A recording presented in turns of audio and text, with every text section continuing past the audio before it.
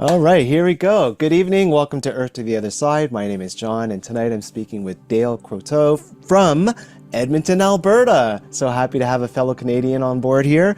He's going to talk about his near-death experience, which took place in 2022. Dale, welcome to the show. Glad to have you. Thank you. It's a real honor to be here and sharing my story with you and your listeners. I'm quite excited. It was quite an experience, and it needs to be talked about for Good, sure. good. Well, you know what? On that note, let's just go right ahead and get started. The floor is Okay, yours. this is interesting because I'm going to jump back about 2 weeks before the NDE. Um, about 2 weeks before, I was having a cigarette downstairs. I used to smoke, and I was having a cigarette downstairs. And when I was putting it out, I got a vision in my head, in my mind, and I could see very clearly that I had fallen on the floor in the kitchen and was holding my chest, and my family was all at the Christmas dinner type thing. My brother, my mom, my dad, everybody was there in this vision I had. And I clearly was holding my chest and collapsed on the floor. Um, and I thought, why would you think like that? Like, that's so negative. And, and where would a thought like that come from? I dismissed it. And lo and behold, 2 weeks later, Christmas morning, December 25th, 2022, I wake up and I'm having some chest pain. It's pretty good chest pain. Um, and with it, all of a sudden, I started to feel a bit nauseous. Um, and then I began a cold, clammy sweat. Um, as a firefighter previous, I know that those symptoms together are leading to a bad situation, I thought. So I told my wife, I said, we have to call 911 or get me to a hospital. Um, the hospital, thank goodness, is very close to my house. And instead of waiting for an ambulance or calling 911, she got me in the car and drove me the 3 minutes to the hospital. This is Christmas morning. I get to the hospital about 6:30 a.m. and Maureen, this nurse, she's an angel. She saved my life. It was incredible. I've been to that hospital a few times for having my heart checked. And every time I went there, they always sat me down in the chair and did my blood pressure and took my temperature and did my vitals. Um, for some reason, Maureen, maybe with her training and her experience, she knew she didn't do that to me. She got me right onto a gurney, and hooked up an ECG right away. And that decision may have saved my life. Um, I was laying on the gurney, I remember, and my chest was starting to hurt really bad. And all of a sudden, after she hooked up the ECG, she handed me 3 aspirin and said, "Here, chew these quick and chew them up good." And so I did. And then I watched her, and she walked out of the trauma room to the front desk area, kind of stuck her head out and said, "I'm going to need help here." And that's when I realized that maybe things were pretty serious. Um, and then when she came back in, she grabbed a crash cart and pushed it right up beside my bed. Um, and then she leaned into my face really close, and she said, "Dale," she said, you need to breathe. She said, "You're having a heart attack." I'll never forget those words. Um, I wanted to panic, but I couldn't. I was just hit by it. I couldn't believe it. And then, with that being said, about very shortly after that, I felt an incredible shock to my chest. I mean, it drove me through the bed, it felt like. That was the first shock from the defibrillator. I learned I took 3 shocks.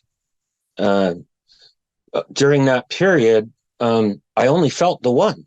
I felt the initial shock. The other 2 I didn't feel, which was kind of strange because to me, when I woke up and seen the burn marks that left on me, I should have felt those other 2 shocks, I'm thinking. I didn't. And in that period, when I got shocked, all of a sudden I found myself in a darkness. It was very strange to me. Um, while I was in this darkness, I felt calm and almost elated and stress free. Everything had been relieved. I felt light. I felt almost lighter than air, like no gravity was affecting me. I would describe it as I felt really light and really good. And I was really comfortable. And I thought, why am I somewhere strange that's dark and I'm not even scared? And all of a sudden it just came to me. It's like, bam, you're calm, you're good here. I was getting things, I want to say telepathically.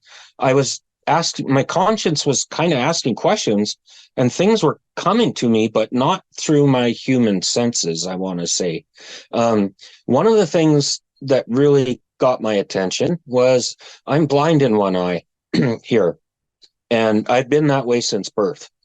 So all of a sudden in this darkness, I remember seeing all around me at the same time. And I'm talking up and down and sideways. It did not make sense. And I'm like, why am I seeing everywhere around me? Like, this is different.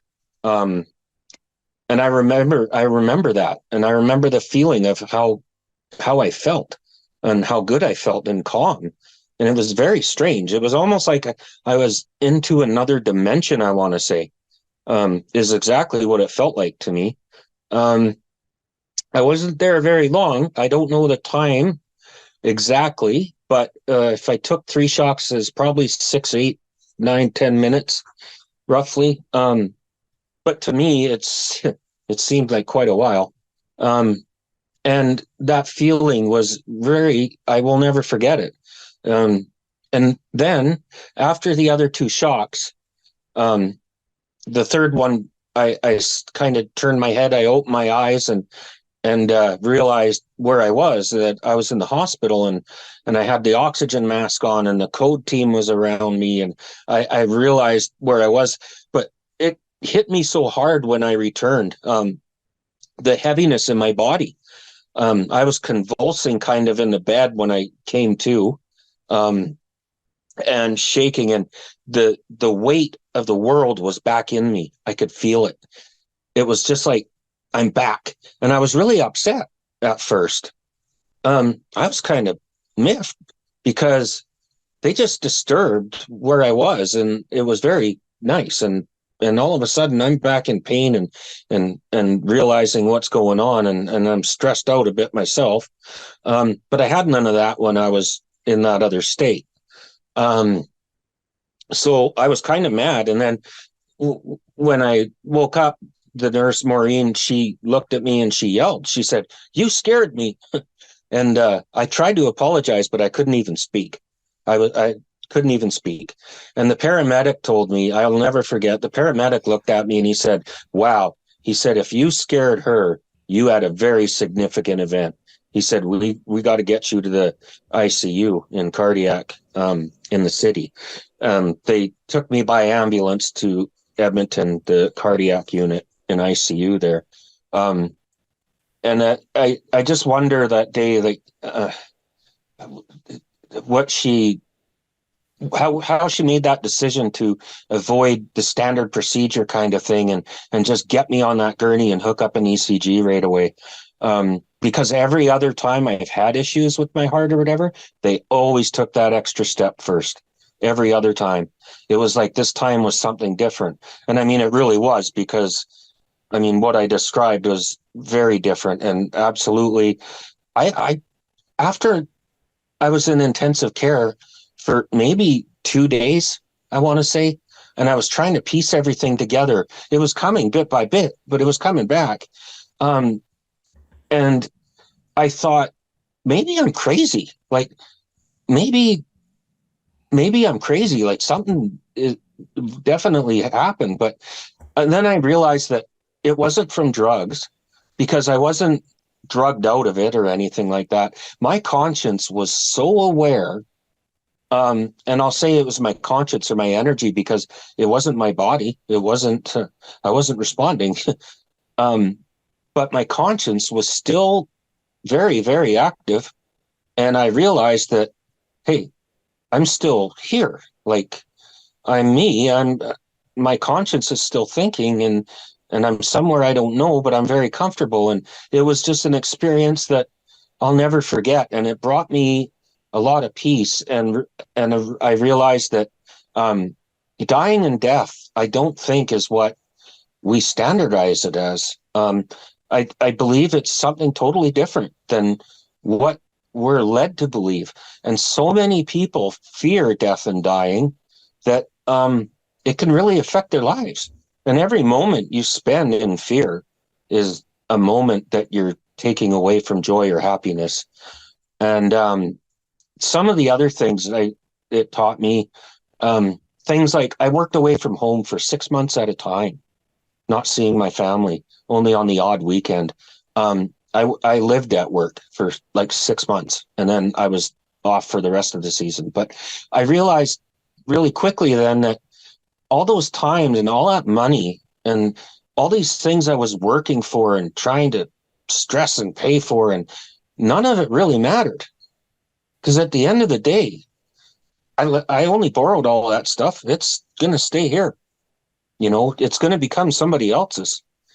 I realized that then, that money, fame, titles, all those things that we're taught that we should strive for so hard aren't actually as important as what we think they are. I believe more in kindness and being kind to others and helping others when we can. And that's why I'm talking to you today, because I want to share my story. And I believe that it can help people, because there are some people that have a rather large fear, but I can honestly say that it totally removed my fear. And it brought me a peace in knowing that one day it's going to happen to all of us. But now I'm not afraid of that. It was an experience that opened my eye, kind of like, I want to say, a third eye. It was a bit of a gift, I guess, coming back. The odds of me surviving a Widowmaker heart attack were extremely slim. I mean, extremely slim. It was a very serious situation. They showed me, the cath lab had a picture of the blockage, and my doctor showed me and said, had that have been millimeters over more, just millimeters, I wouldn't be here sharing my story today. That's how close it was to ending my life.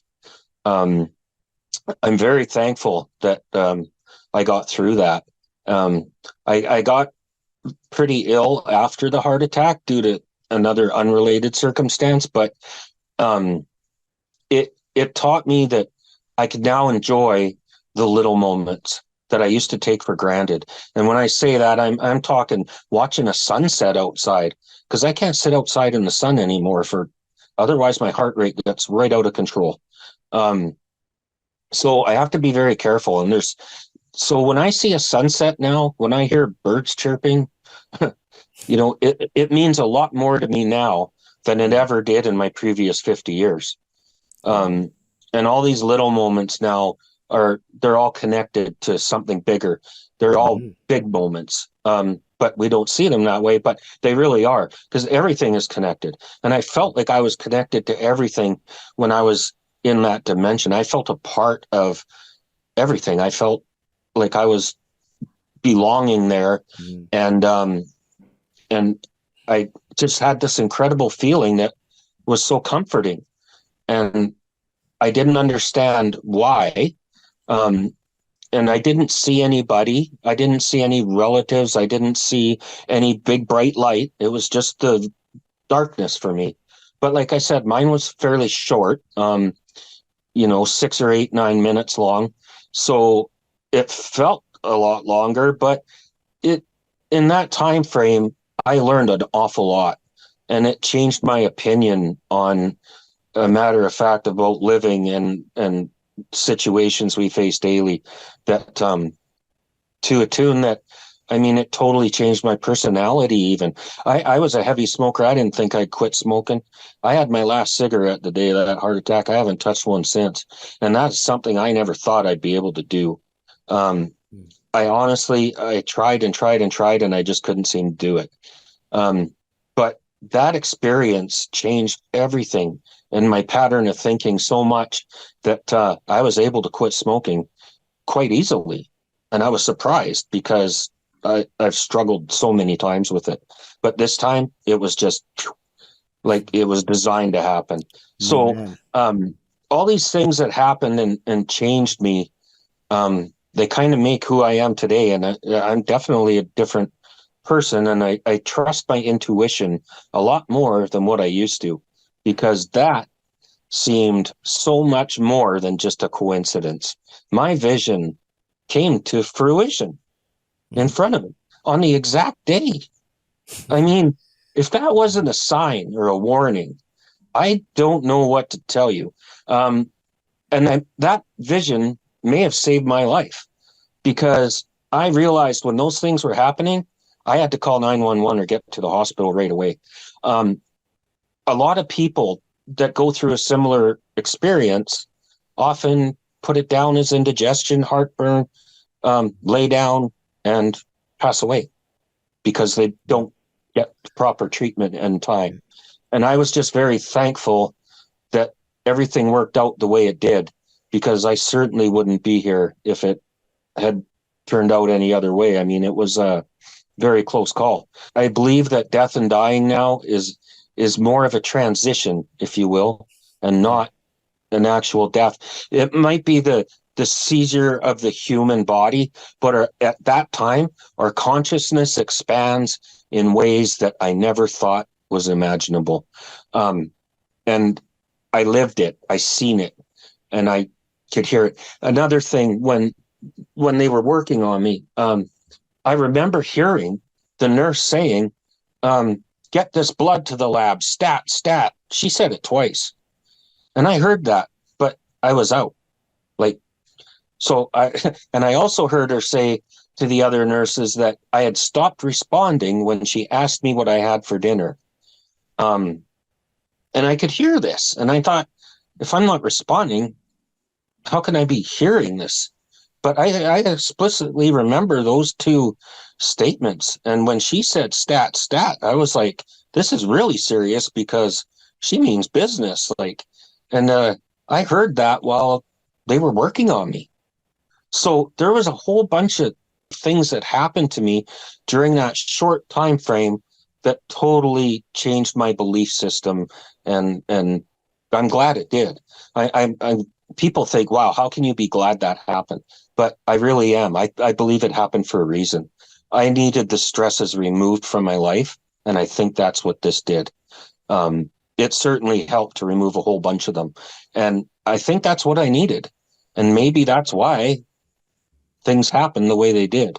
But the world works in mysterious ways, and I don't think we understand all of them.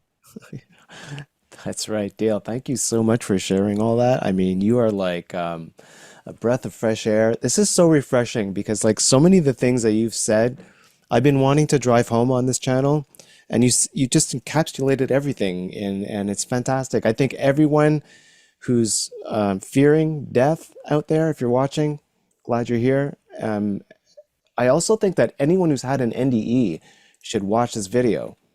It's really clear that you not only have a very, very thorough understanding of like what you experienced, but you took everything from it. You say, like, you didn't, you didn't greet relatives, you didn't see the big white light or whatever. I think you might have eventually, had you stayed there. Thankfully you came. Exactly.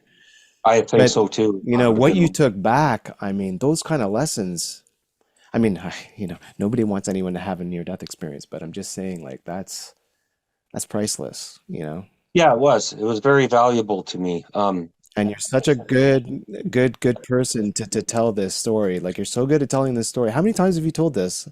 Have you done Uh, another this podcast? is my second time. Okay. Yeah, I'm I've really only told impressed. another interview. Yeah, Yeah. I Really, wanted, and actually, I would like to write a book about it, you because, really should. You really should, I think. I think you should. well, Yeah. there are a lot of people that do that, and it's just another way of getting the message out. And Hmm. not only that, I've helped a couple friends that have lost loved ones. Um, and I talked with them about my experience and what I felt and what happened. And it brought peace and changed some of my friends' feelings towards loved ones that they had lost. I think it's important that we think about these people and we talk to these people because I believe they can hear us Hmm. Yeah, telepathically. And they can hear you. Yeah. I think that's another way that I could help people um, understand that, you know what? Yeah, it's the end of the human experience, but it's a new beginning in another conscious or dimension, if you will. And I totally believe that from what I went through. Absolutely. Hmm. And yeah, it sounds like that Maureen has some great intuition. I mean, she was like Yeah. spot on for you, knew exactly what to do, and felt it and went for it. I guess I would love to Yeah. have her on the channel. Is she like? Yeah. Do you have a way of getting in touch with her? Yeah. I've Yeah. I've talked to Maureen after. It was quite incredible. She when she made that decision not to take my vitals and all that stuff and just throw me on the gurney and hook up the ECG, um, it that saved my life, I think. I'm pretty Yeah. sure. I think. Well, it sounds like a few things synchronized and were Yeah, working certainly they for did. you. Yeah. Um, they say the Yeah. survival rate for what I went through is 10%, 25% because it happened while I was at the hospital.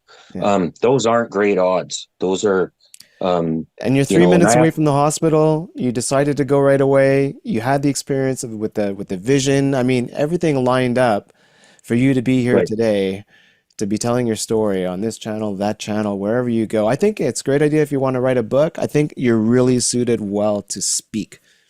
Personally, I think you should be in front of people, talking to people. Yeah. Yeah. No, I Uh-huh. enjoy it. And really it's what I have to do now. I kind of see it as my mission to help others. It's the only way I can, really. Yeah. So, You were talking about like the feeling of connectedness, and I know exactly what you mean. And like, I'm wondering now, how do you feel? Do you still, get those moments where you feel that connectedness, or is it something of a dream-like state now for you? um, yeah, well, I really wanted to experience that again, actually, and try and connect. And I've tried meditation and things, but I've never been able to replicate what I went through that day. Um, yet, you know, it was totally a different experience from a human perspective. I want to say, I never in a million years would have guessed I would have had an experience like this ever. Yeah. It totally caught me off guard and changed my life. What were your Yeah. beliefs before all this happened in terms of like afterlife, and were you a religious person in any way, or? Not super religious. Never was super religious or I didn't know too much about the afterlife and I really didn't think about it because I was scared of it. Um, Hmm. I didn't want to think about it, to be honest. And I think that's the case with a lot of people. Death is an, a scary thing to think about. And I tried not to think about it too much until that one day I had that vision, and that changed everything. As soon as I had it, it truly changed everything that I thought and believed. Oh, like overnight. I mean, it was just a huge difference because I didn't really, I, I, I wasn't a skeptic, but to believe something, you really need to experience it, you know. And I got that chance. I got to experience it, and it did. It changed me. Um, I was very, very fortunate. I know a lot of people don't get that chance, so I wanted to make the best of getting a second chance as well, and I'm trying to do that. Um, and hopefully, things will turn around for me a bit. I hope, but it was certainly enlightening to go through that experience and know that at the end of the day, I'm going to be just fine Hmm. because that's I felt the peace, I felt the calm, and I know I was still me. Yeah. Yeah. Right. So the whole death thing, the dying part, could be a little scary, but the death part, it doesn't exist. Right. You know what really made me laugh is the fact that you actually apologized to Maureen. You're such a typical Canadian. You're apologizing to the nurse because you scared her. Yeah. Well, it scared me too, Only in honestly, but Canada, man. Only in Canada. yeah, right. True. Yeah. Yeah. Wow. That's cool. Mm. Yeah.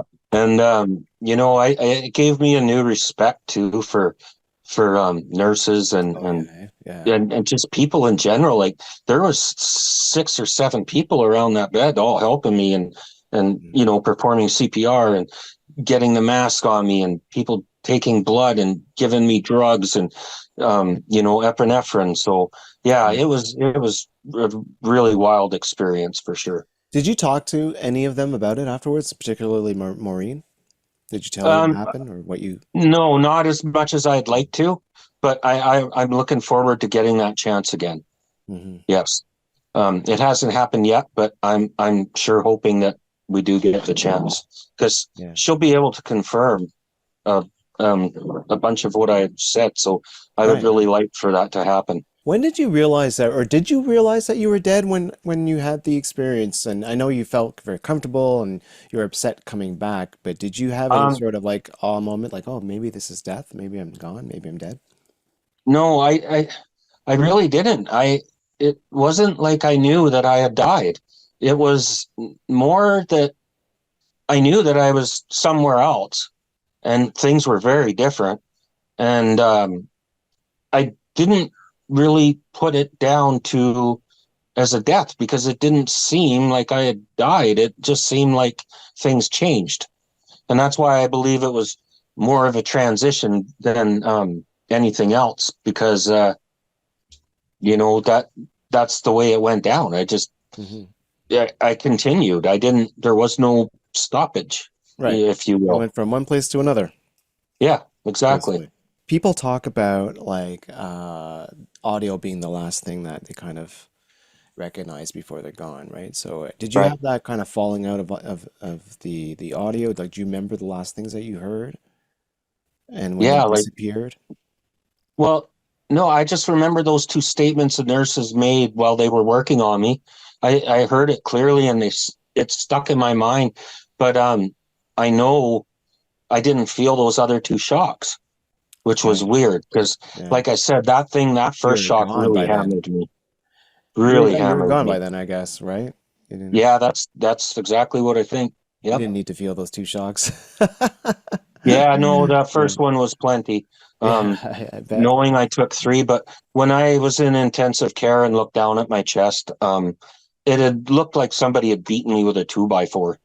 Like Wow. it was just incredible, and there is certainly some pain with that. um, but yeah, those things that really I don't know how many volts are in there or anything, but I can tell you it was quite an experience, and I hope I never have to go through that Oh, I again. hope not, yeah. Yeah.